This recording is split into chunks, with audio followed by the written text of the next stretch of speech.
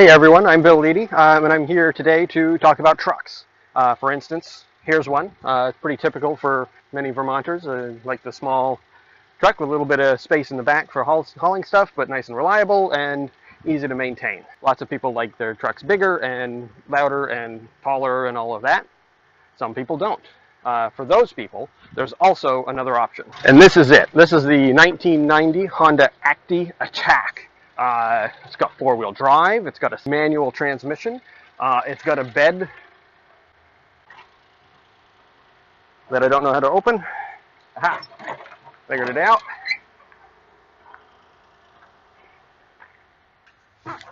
That you can easily lay down in. And under here is a 660cc three-cylinder four-stroke engine that might make 50 horsepower. So it's not going to be fast.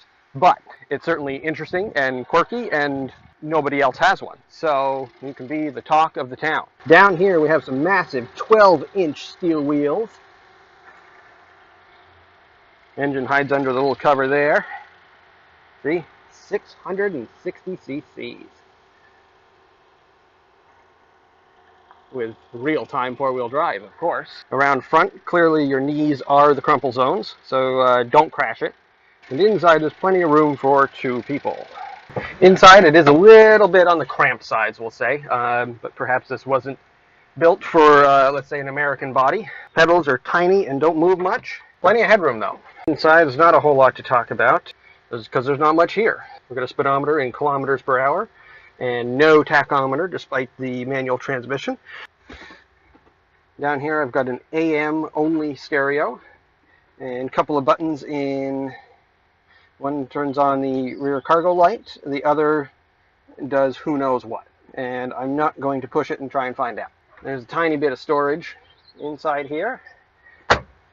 And a big tray up there to put all your invoices and all that junk.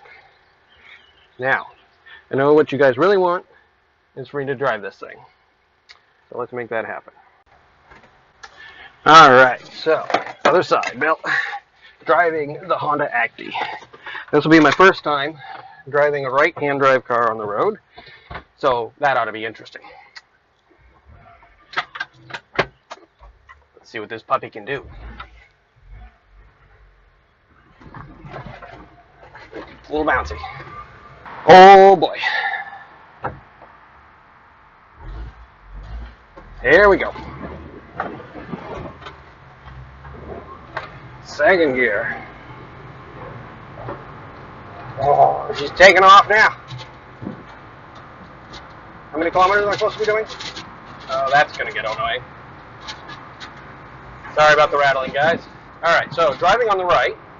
So far, so good. I feel a little weird being this close to this white line, which is not quiet. And those clearly have not been on in a little bit. I have no idea how fast I'm going. I forgot to adjust my mirrors, so I cannot see what's going on around me. Alright, so all in all, off to a great start here. Aha, turn signal's on the other side. It's all backwards. Shifting is backwards. Right-hand shifting is kind of weird. See how downshifting goes. Ooh, brake pedal is very touchy. Brakes seem to be either on or off. Clutch pedal is weird. Feels like it doesn't actually start engaging until you start pushing it like halfway down. Oh yeah. Other side. Oh, other side. Okay. That is on. I'm not going to try and downshift into the lower gears because that'll just kill me. Or it. Nope. Move over to the left a little. While we're sitting here.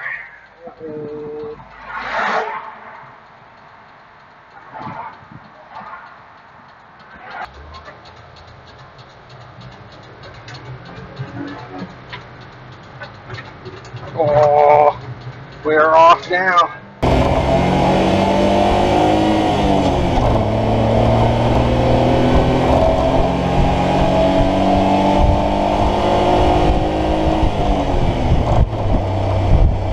So power-wise, it is, let's be kind and we'll say not fast. But It's a 3-cylinder pickup truck the size of a postage stamp, so I guess we weren't expecting great performance. And steering is, yeah, vague. The wheel is at a very odd angle, and she's pushing 145 series tires, which are even smaller than a BMW i3 that somebody drove recently. So I'm going to go ahead and guess, let's not test this, there's not a lot of grip if you were to start to try and drive aggressively.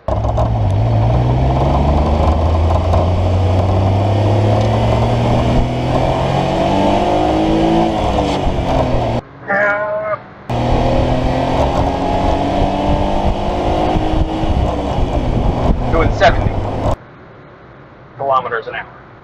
You know, actually, now that I'm on this road, a little bit bumpy, you'll see that in the camera, there's certainly plenty of shake in the body and stuff.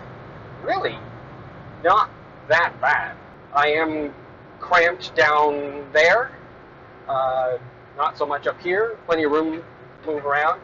If there was another large gentleman in here with me, we might be getting a little friendly, but overall it's really not that bad. Still getting used to being on the right.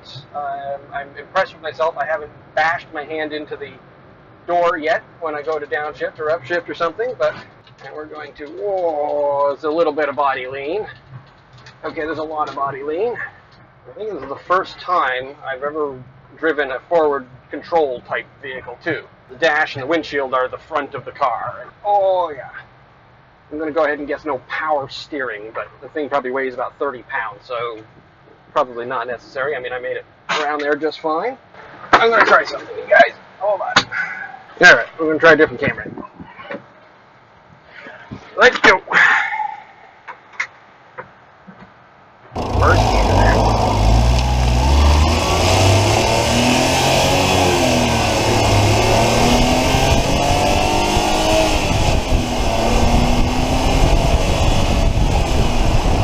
It does get a little bouncy when it is bouncy because I'm sitting on the wheel.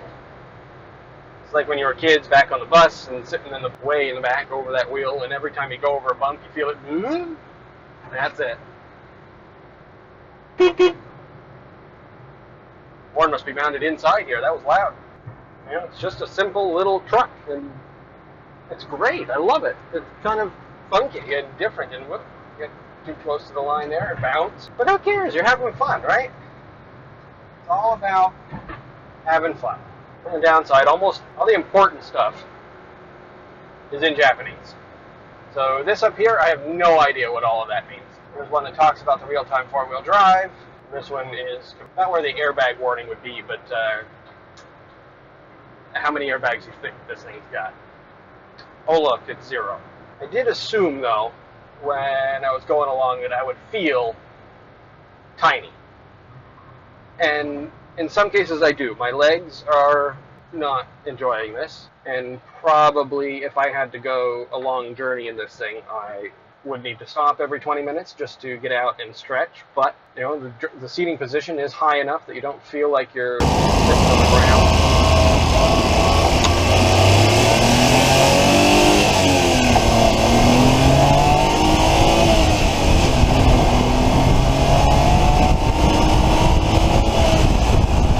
Visibility is great. Out the front, out the sides, out the back. Oops, that's the wipers. There we go. First time I've done that so far. Well, folks, there you have it. That is the Honda Acty Attack. It's no luxury truck. It's also not 70 grand. It won't tow the forest.